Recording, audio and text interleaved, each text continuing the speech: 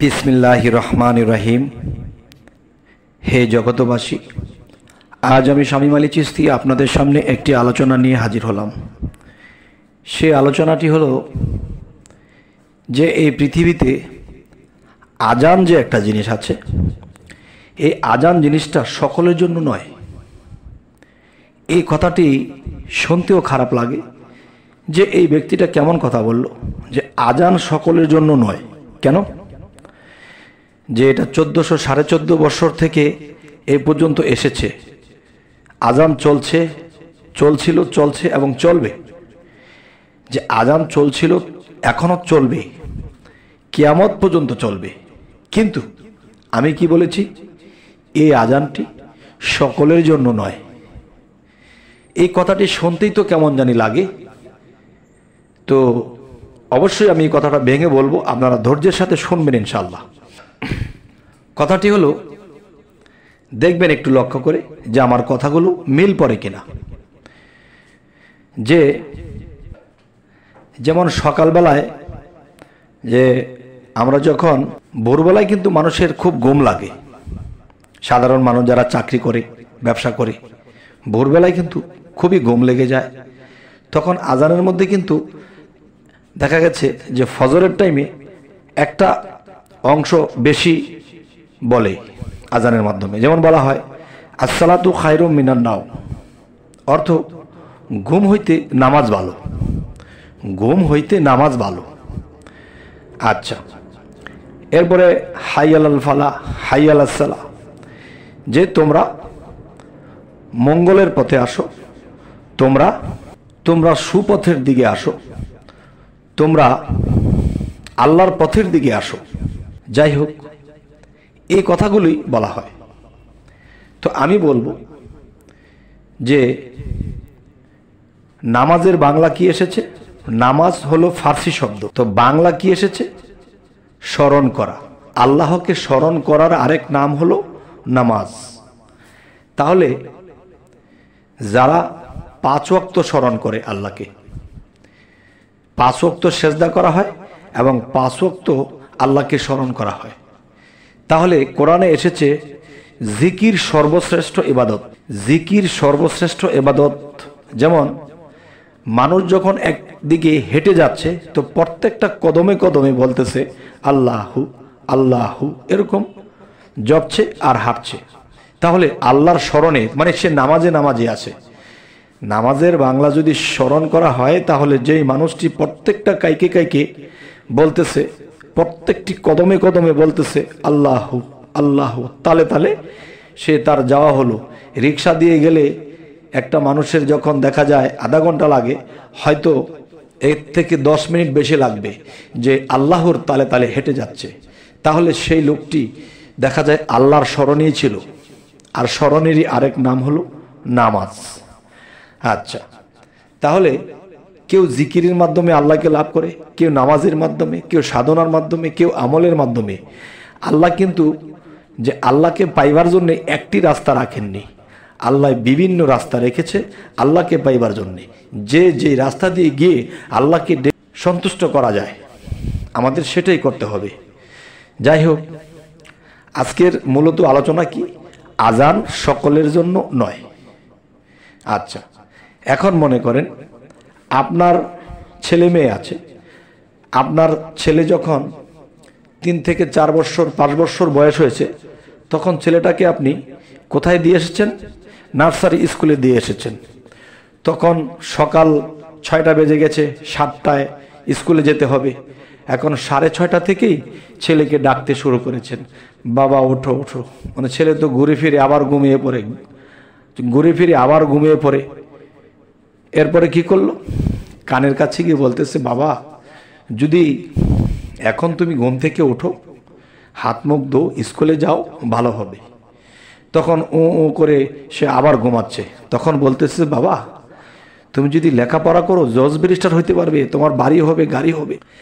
বিভিন্ন কিছু বুঝ দিয়ে এই বাচ্চাটাকে ঘুম থেকে ওঠায়। আর বাচ্চাটা চিন্তা করলো, লেখাপড়া করলে যদি এরকম বড়টা হতে পারি, তাহলে সমস্যা কি? এ শরীর মোড়াতে উঠে পড়েছে। তারপরে ছেলে মেয়েকে সুন্দর করে গোসল করিয়ে দিয়ে সুন্দর করে সাজিয়ে গুছিয়ে তাকে পাঠিয়ে দিল। তাহলে যখন বলেছে যে বাবা এখন ঘুম না ঘুমিয়ে তুমি এখন ওঠো, এখন স্কুলে যাওয়া, এটাই সবচেয়ে ভালো হবে। তাই আসসালাতু খায়রুম মিনান নাওম, ঘুম হইতে নামাজ ভালো, এই ডাকটা হয়েছে যারা আল্লাহর পথে, যারা শিশু, আল্লাহর পথে যারা শিশু, তাদেরকে বলা হচ্ছে এখন ঘুম হইতে নামাজ ভালো। তাহলে ঘুম হইতে যে নামাজ ভালো, এটা শিশুর ডাক।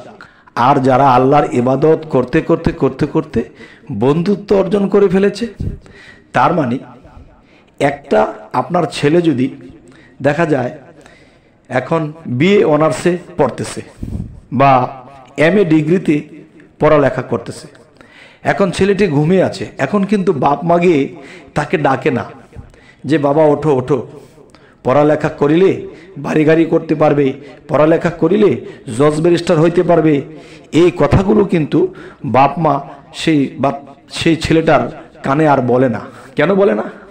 ছেলে এখন সাবালক, তার পড়ালেখার সময় হলে সে এমনিতেই উঠবে, তখন আর ডাকে না। তাহলে আমি বলতেছি একজন মানুষ আল্লাহর ইবাদত করতে করতে করতে করতে যখন নাকি সে সাবালক হয়ে গেছে, তখন তার কি পড়া লাগবে না কি করা লাগবে সেই জানে ভালো। তো এই জন্য বলি যে ছেলে যখন বড় হয়ে যায়, তখন এমএ ডিগ্রি যখন পড়ে, তখন বাবা মা তাকে আর ডাকাডাকি করে না, কারণ সে এখন সাবালক, সে এখন বোঝে। তাই আমি বলবো যে আমরা 80 বছর বয়স হয়ে যায়, 90 বছর বয়স হয়ে যায়, তারপরেও কিন্তু আমরা আজানের আশায় থাকি। তাহলে একদল লোক রাতের 12টার পরে আল্লাহর ইবাদত করে চোখের পানি ফেলায়, কান্দে আর আল্লাহকে ডাকে, আল্লাহর প্রেমে ফানাফিল্লা হয়ে যায়।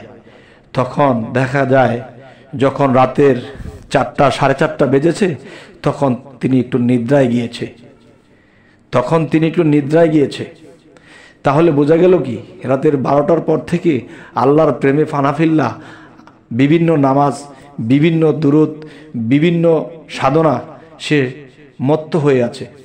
তখন দিনের বেলা লোকটা ঘুমায়, তখন মানুষে বলে এই লোকটা একটা ভণ্ড, এই লোকটা একটা ভণ্ড, ঠিক মতো মসজিদে দেখি না, ঠিক মতো আল্লাহর ইবাদত করে না, লোকটা একটা ভণ্ড।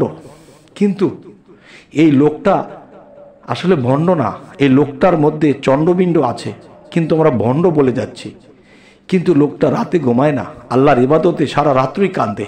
আর আল্লাহ কি বলেছে যে সারা বিশ্বের সমস্ত অফিস আদালত বিকেলে বন্ধ হয়ে যায়, সন্ধ্যার আগে আগে সমস্ত অফিস আদালতগুলো বন্ধ হয়ে যায়।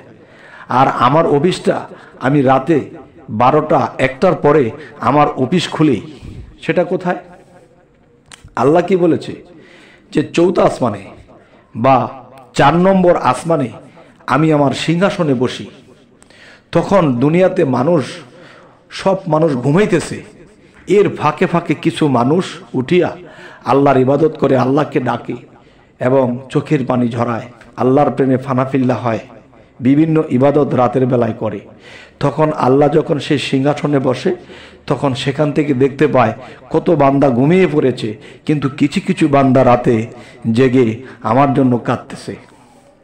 তখন আমি বলবো যে যেই লোকগুলো সময় মতো উঠে আল্লাহর ইবাদত করতে থাকে, তাহলে এদের জন্য আজান নয়, আজান হলো যারা শিশু, ঘুম হইতে নামাজ ভালো, ওঠো ওঠো, কল্যাণের দিকে আসো, হাই আলাল ফালা, হাই আলাল সালা, তোমরা কল্যাণের দিকে আসো।